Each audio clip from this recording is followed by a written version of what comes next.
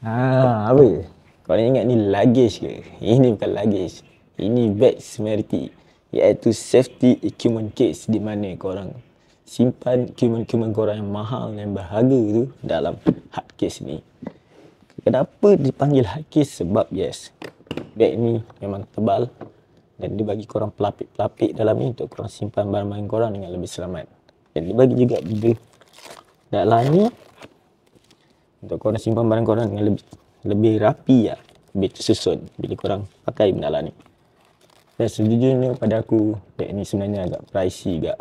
Tapi korang keluar modal sekali dan korang boleh pakai selama-lamanya. Tak adalah korang pakai bag, sling bag tu, tak, kamera korang, bag tu nipis.